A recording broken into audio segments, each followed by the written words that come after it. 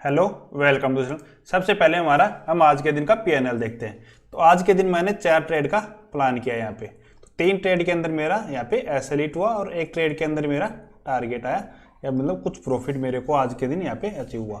तो यहाँ पे देखोगे फर्स्ट ट्रेड मैंने ली, कॉल को शॉर्ट किया जिसके अंदर मुझे लगभग 1400 रुपये के आसपास का लॉस हुआ। फिर सेकेंड ट्रेड मैंने पुट को शॉर्ट किया जिसके अंदर मुझे लगभग 1100 रुपये के आसपास का लॉस हुआ। फिर वापस से मैंने एक बार पुट को शॉर्ट किया जिसके अंदर मुझे लगभग 800 रुपये का लॉस हुआ। और लास्ट में एक ट्रेड के अंदर मैंने पुट को शॉर्ट किया, उसके अंदर मुझे लगभग 5100 रुपये के आसपास का प्रॉफिट हुआ। तो ऑल ओवर मुझे लगभग 1700 रुपये के आसपास का प्रॉफिट आज के दिन हुआ है। तो आप यहाँ पे देखोगे मैंने 4 ट्रेड लिए, 4 में से मेरा सिर्फ एक टारगेट आया और 3 मेरे एसएल हिट हुए। तो इस हिसाब से नॉर्मली हम ट्रेडिंग करते हैं तो इसके अंदर लॉस ही रहता है क्योंकि इतनी ज़्यादा कम एक्यूरेसी के अंदर। लेकिन मैं कभी भी एक्यूरेसी के ऊपर काम नहीं करता कि मेरी एक्यूरेसी कितनी आ रही है। एक्यूरेसी चाहे मेरी 25% आए, 30% आए, इससे ज़्यादा फर्क नहीं पड़ता है। फर्क इस चीज़ से पड़ता है कि हमारा रिस्क रिवार्ड कैसा है, हमारा मनी मैनेजमेंट कैसा है। तो अगर हमारा मनी मैनेजमेंट सही है, रिस्क रिवार्ड सही है, तो चाहे हमें कितना भी वो हो, प्रॉफिट हमें होना ही है। कि जैसे मेरा आज के दिन मैक्सिमम लॉस की बात करें तो लगभग 1400 रुपये का एक ट्रेड के अंदर लॉस है, और मैक्सिमम प्रॉफिट की अगर हम बात करें तो लगभग 5100 रुपये का प्रॉफिट है। तो मैं आपको रोज दिखाता हूँ कि जिस दिन मेरा प्रॉफिट आता है एक ट्रेड के अंदर लगभग मैं 5000 रुपये के आसपास का प्रॉफिट बुक करता हूँ।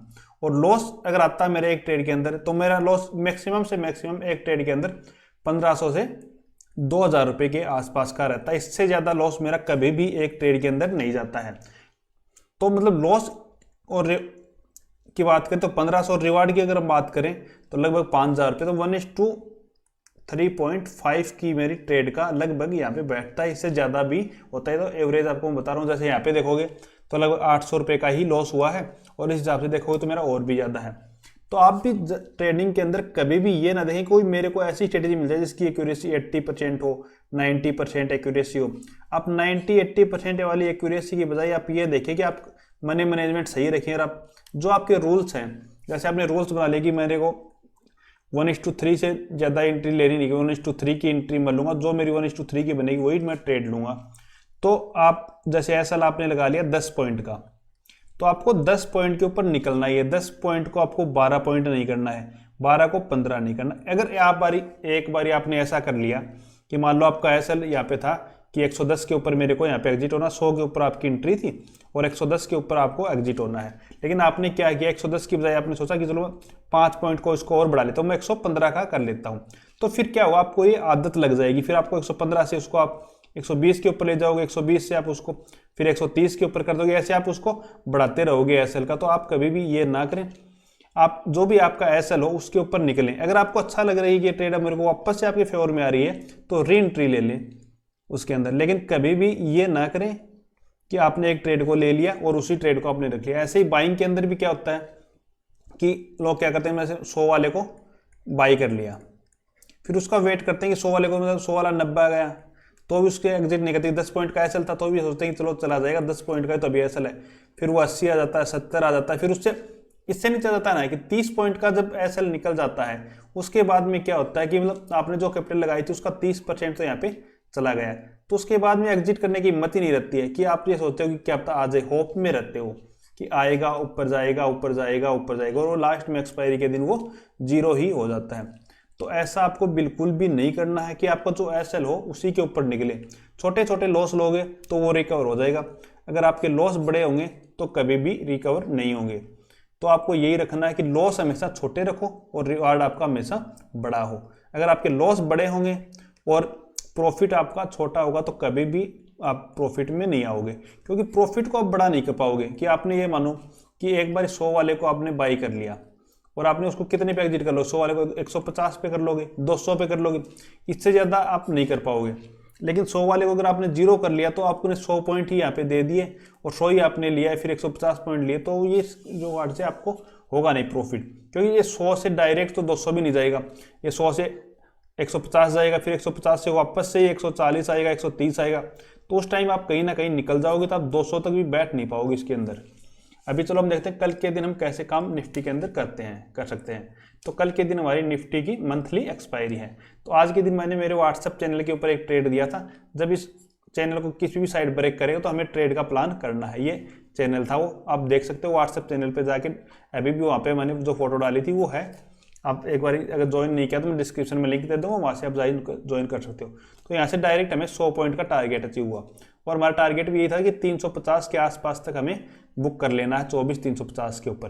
तो डायरेक्ट वहीं तक गया, लगभग 350 या फिर 55-56 तक गया, और फिर वहाँ से वापस ये आ गया। तो कल के दिन मंथली एक्सपायरी है, तो कल के दिन कैसे हम काम कर सकते हैं? तो अभी 3 दिन से अगर मार्केट को हम देखेंगे तो एक रेंज के अंदर ही है, तो उस रेंज का हमें हाई एंड लो को मार्क करना है, और उसी रेंज के हिसाब से हमें ट्रेड का प्लान करना है। क्योंकि 3 दिन से अगर रेंज के अंदर है और एक्सपायरी है, तो मार्केट के अंदर हो सकता है यहाँ से एक बड़ा मूवमेंट हमें देखने को मिल जाए। तो हमें कैसे प्लान करना है वो देखते हैं। सबसे पहले तो इसके अगर हम हाई पूरा यहाँ पे हम कर लेते हैं इसको छोटा, तो यहाँ पे देखेंगे हम, तो इसका हाई लगभग ये है जो 360 का है, 24,360 का। लो की अगर हम बात करें, लो लगभग ये है, तो मैं इसको मान सकते हैं 24,125 का, ये इसका लो है। तो अब हमें ट्रेड का प्लान कैसे करना है कि कल के दिन अगर इस एरिया के आसपास गैप ओपन होता है 350 के आसपास, और फर्स्ट 5 मिनट की कैंडल के अंदर अगर 350 के अंदर रेड कैंडल क्लोज दे देती है, फिर 9:30 तक अगर 24,350 से नीचे अगर कोई कैंडल हमें क्लोज मिल जाती है, तो जो भी उस टाइम का हाई रहेगा उसका ऐसा लगा के हमें पुट की पोजीशन को यहाँ पे बाई हम कर सकते हैं। जिसके हमारे फर्स्ट टारगेट की हम बात करें तो लगभग 24,160 तक के हमारे फर्स्ट टारगेट रहेंगे, और अगर इसको भी ब्रेक करेगा तो फिर हमारे टारगेट जितने की ये रेंज है, इतने ही टारगेट हम नीचे की साइड में और भी रख सकते हैं।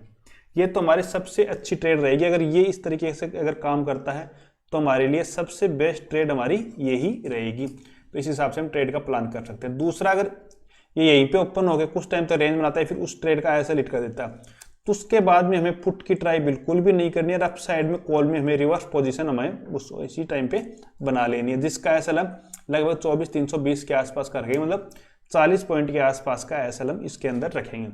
ये हमारी रेंज के अप साइड में, अगर रेंज के अप साइड में ओपन होता है इस रेंज के, तो हमारी ट्रेड का प्लान है।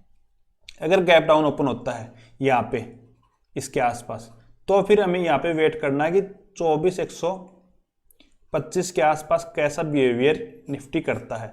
अगर 24,125 को नीचे की साइड में ब्रेक करता है, 5 मिनट तक वहाँ पे ट्रेड कर लेता है, तो फिर हम वहाँ पे पुट की ट्राई करेंगे। अगर एक बार ब्रेक करने के बाद वापस से इसी रेंज के अंदर आ जाता है, तो फिर हम इसको सपोर्ट मानेंगे और अपसाइड के लिए ट्रेड का प्लान हम करेंगे। तो वो हमें उस हिसाब से देखना है। कल के दिन हमारी मंथली एक्सपायरी है, तो हो सकता है बड़ा मूवमेंट भी आ जाए, या फिर एक दिन जैसे मतलब 3 दिन से रेंज में है तो एक दिन और भी रेंज में रह जाए। ये चांसेस थोड़े कम है, लेकिन फिर भी अगर रेंज में भी रहता है तो हमें ट्रेड को ज़्यादा टाइम तक होल्ड नहीं करना है कि मैंने बाई कर लिया, जैसे मान लो कि आपने 30 वाले को बाई कर लिया और उसको आपने होल्ड कर लिया, तो डिक के कारण वो धीरे धीरे उसका प्रीमियम 0 की साइड में आ जाएगा। तो ऐसी गलती हमें नहीं करनी है। उसको या तो हमें एग्जिट कर देना है कि अगर हमारा मूवमेंट नहीं है तो, क्योंकि मूवमेंट आएगा तो फास्ट आएगा, सुबह सुबह जल्दी ही मूवमेंट आ जाएगा।